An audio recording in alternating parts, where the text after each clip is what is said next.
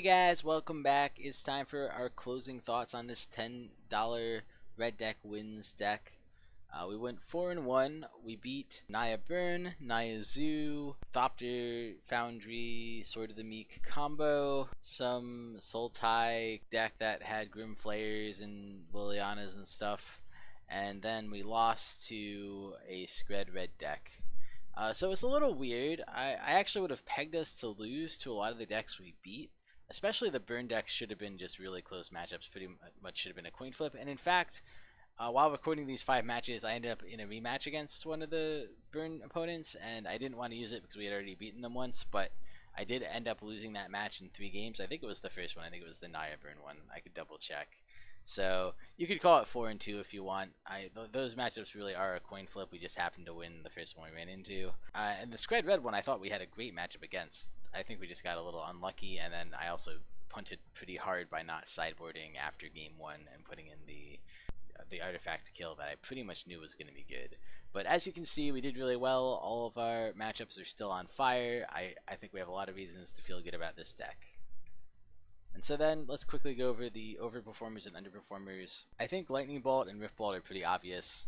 They're just powerful 1-mana burn spells. The one that's a little bit more interesting is Keldon Marauders. I don't know if it's as good as it performed in these 5 matches, but in these 5 matches it just never felt bad to cast. A lot of times on turn 2 you would cast it early, and it would basically be a 5 damage burn spell, because you would put it out, you would swing with the next turn, and then it would go away on your next upkeep, and so you would have done a total of 5 damage, and that is really good for 2 mana. I contrast that a little bit to Monastery Swiftspear, which we got late game a couple times, and it just never felt good.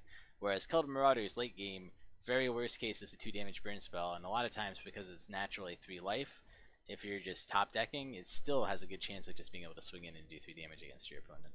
The underperformers, this is a little bit more arbitrary. Flames of the Bloodhand's there mostly just because it's a 3 mana spell that just doesn't do enough extra in my opinion.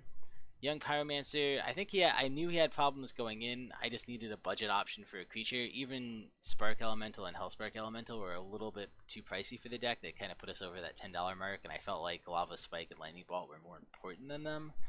But yeah, he's a little bit, he's good, but he's a little bit slow, and this deck really does want to be fast.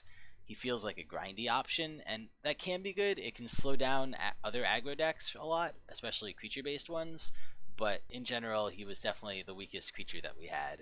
And then Shard Volley, it just felt bad to have in hand sometimes. When you have to destroy a land when you cast a spell, it's a pretty big cost, and a lot of times we just couldn't afford to play it, so we just kind of sat around on it for a long time, which is not where Burn wants to be. It wants to be dumping his hand as fast as possible. So those are the 3 that I thought were slightly weaker than the rest. Still not bad. Basically everything in the deck was good. Lightning Bolt was the best spell, obviously, and then the rest were, good at what they did. They were just mostly it was just filled with other forms of Lightning Bolt in some ways. And then upgrade suggestions. So it's a little weird because we played against the 2 most common upgrade paths for the deck. The first being Naya Burn, which is the first deck we played against, and the second being this kind of like Naya Zoo build where you run things like Wild Nacatls. So you run basically a bunch of 1 mana 3/3s.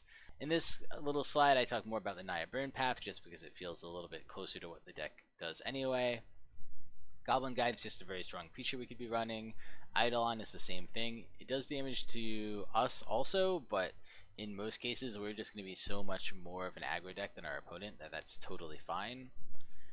Searing Blades and Grim Lavamancer are both really good, but they also both do a lot better with fetch lands, so if you have to either be going 3 colors or be willing to play fetch lands in your monocolored deck. It helps Searing Blaze because Searing Blaze has landfall, and you really want to be able to trigger the landfall effect on it at any time, and so you can hold on to a fetch land till your opponent's turn, for instance, and then break it so you can Searing Blaze for full value. Grim Lavamancer exiles things from your graveyard, and fetch lands put a lot of things in your graveyard that you don't mind exiling. So that's the reason fetch lands work well with him.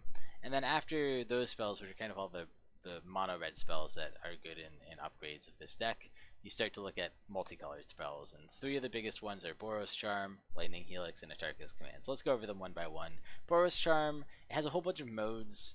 The main one you're going to want to use is deal 4 damage to target player. The next one that can be occasionally useful is giving your permanents indestructible. Not usually super useful. You don't have enough creatures that you're really going to want to just protect your whole crew, but it has been useful for me occasionally. And then the last one, you can give a creature double strike. That one's very rarely useful because usually in a deck like this, none of your creatures are big enough that giving them double strike is better than just doing the 4 damage. Next up is Lightning Helix. Lightning Helix is just a lightning bolt for 2 mana, but it not only does 3 damage, it also gains you 3 life. So this is very good in kind of aggro mirrors, where you're both trying to beat each other down as fast as possible. This beats down while also gaining you back that life. And Atarka's Command is another one with a lot of modes. It does 2 things from a list of 4 things, so the main one you're going to want to do is 3 damage to each opponent. And then sometimes you're going to want to do your opponent can't gain life this turn, and very rarely you're going to want to do put a land from your hand onto the battlefield. The next most common one after the deal 3 damage is creatures you control get +1/+1 and gain reach until end of turn. The reach isn't super important, but giving your team +1/+1 is pretty good, especially if you went, you know, turn 1 Goblin Guide, turn 2 double Monastery Swiftspear, turn 3 Atarka's Command is just a huge amount of damage. So if you end up with a lot of creatures, it's very good. It's a little bit more common in the Zoo decks than it is in the Burn decks, but Burn often runs 1 or 2 copies of it.